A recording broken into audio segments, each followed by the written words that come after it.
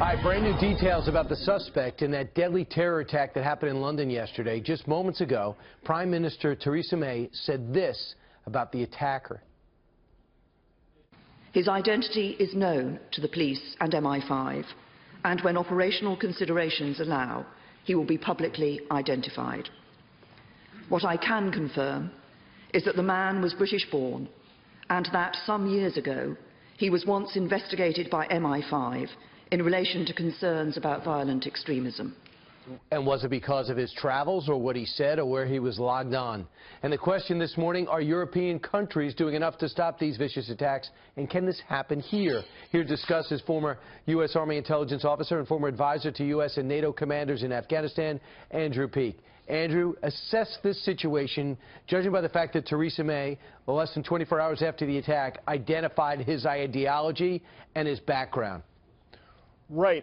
I totally understood the British government's decision not to release the name of the terrorist because they wanted to arrest the rest of his network before they splashed the name everywhere and the network knew enough to flee. And I think that's what you saw with the overnight raids in Birmingham as they exploited some of the intelligence they received from the attack. However, I think it's impossible also not to feel like Theresa May's decision to say that he was British-born is kind of a PC jab at the U.S. president, Donald Trump, and his effort to limit or temporarily suspend immigration and refugees from certain high-risk countries. Really? Because if you're doing a proper background check and he was being investigated by the MI5 and he was in another country, he would have been stopped. Absolutely. So, Andrew, let's look at this situation. British-born, under investigation, smaller country. We had our FBI director tell us there's been an investigation for ISIS-related activities in all 50 states. What does that mean for us? Well, what it means for us is that we needed to elect a president who explicitly made the connection between terrorism, cultural identity, and immigration. And we did that. I mean, I think the problem for the Europeans is they are still at a point in their culture where it is impossible to have a reasonable debate about these issues. It's impossible to say anything other than mass immigration is amazing and every culture is the same.